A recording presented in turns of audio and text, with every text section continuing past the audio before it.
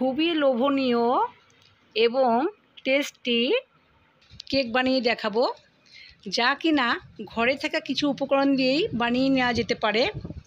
বন্ধুরা, আমি গীতা, আমার ছোট্ট চ্যানেল গীতাস ওয়ার্ল্ড থেকে আপনাদের প্রত্যেককে স্বাগত। আজ আমি কেক বানিয়ে দেখাবো। এটা খুবই স্পঞ্জি এবং মুখে দিলেই মিলিয়ে যাবে, তাহলে নিশ্চয়ই বানাবেন আপনারা। আমি এখানে 200 গ্রাম সুজি নিয়ে নিয়েছি।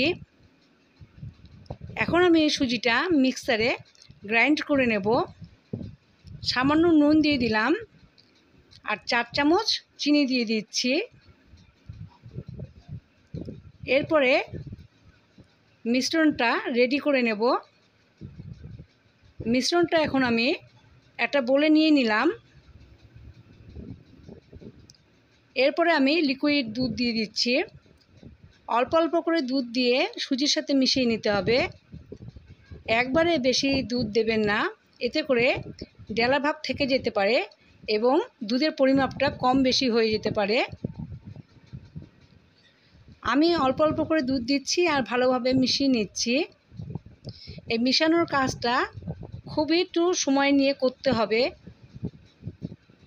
বন্ধুরা, আমার ভিডিও যদি আপনাদের ভালো লাগে এবং কোনো উপকারে আসে, তাহলে নিশ্চয়ই লাইক দেবেন। আমি ভালোভাবে দুধের সাথে মিশিয়ে নিলাম। এখন আমি 20 মিনিট রেস্টে রেখেছিলাম। 20 মিনিট পরে আপনাদের ব্যাটারটা দেখিয়ে দিচ্ছি। দেখুন কতটা ঘন হয়ে গেছে। এরপর আমি আবার অল্প করে দুধ দিচ্ছি, দিয়ে ভালোভাবে সুজির সাথে মিশিয়ে নিচ্ছি। আমি এখানে 4 বার অল্প অল্প করে দুধ দিয়ে ভালোভাবে মিশিয়ে নিচ্ছি। আমার এখানে 400 ml দুধ লেগেছে। এরপরে আমি ময়দা দিয়ে দিচ্ছি 3 চামচ, দিয়ে ভালোভাবে মিশিয়ে নিচ্ছি। মিশানোর কাজটা একটু সময় ধরে করতে হবে। ভালোভাবে মিশিয়ে নিতে হবে যাতে কোনো দানাভাব না থাকে। আমি এই কেক অনেকবার বানিয়েছি আর যে খেয়েছে সেই প্রশংসা করেছে। আপনিও যদি এইভাবে বানান, আপনিও প্রশংসা পেতে পারেন। এখন আমি 50 গ্রাম তেল দিয়ে দিলাম। তেল দিয়ে ভালোভাবে মিশিয়ে নিচ্ছি। আমি এখানে সাদা তেল ব্যবহার করেছি। আপনারা চাইলে এখানে ঘি দিতে পারেন, তাতে করে খেতে আরও ভালো লাগবে। আমি যেহেতু অল্প খরচে বানিয়ে দেখাবো, তার জন্য আমি তেল দিয়েই বানাবো। ব্যাটারের ঘনত্বটা আপনাদেরকে আমি দেখিয়ে দিচ্ছি বন্ধুরা। এখন আমি ইনো দিয়ে দিচ্ছি, তারপরে সামান্য দুধ দিয়ে দেব। এতে করে ইনোটা অ্যাক্টিভ হয়ে যাচ্ছে এবং ভালোভাবে সুজির সাথে মিশিয়ে নিতে হচ্ছে। ভালোভাবে মিশিয়ে নেবেন। আমি ভালোভাবে মিশিয়ে নিয়েছি। ঘনত্বটা আপনাদের দেখিয়ে দিলাম। এখানে আমি 4টে বাটিতে ভালোভাবে সাদা তেল ব্রাশ করে নিয়েছি। এখন বাটির মধ্যে আমি ব্যাটারটা দিয়ে দিচ্ছি। পুরো বাটি ভরবেন না, কারণ যখন কেকটা হবে তখন পুরো বাটি ভরেই যাবে। আমি 2 আঙ্গুল নিচে রেখেছি। আমি 2টো বড় বাটি এবং 2টো ছোটো বাটি নিয়েছি, যাতে আপনাদের বুঝতে সুবিধে হয়। কারণ আপনারা ছোটো বাটিতেও করতে পারবেন এবং বড় বাটিতেও করতে পারবেন। এখন আমি বাটিগুলো ঝাঁঝরির মধ্যে ভালোভাবে সাজিয়ে দিচ্ছি।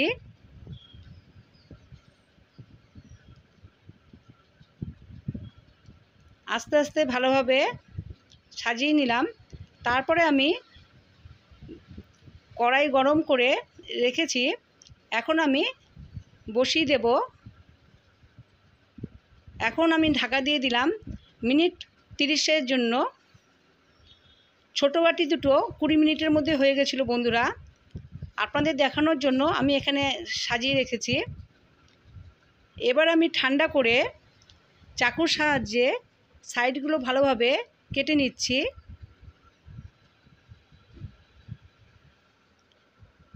আস্তে আস্তে ভালোভাবে তুলে নিলাম।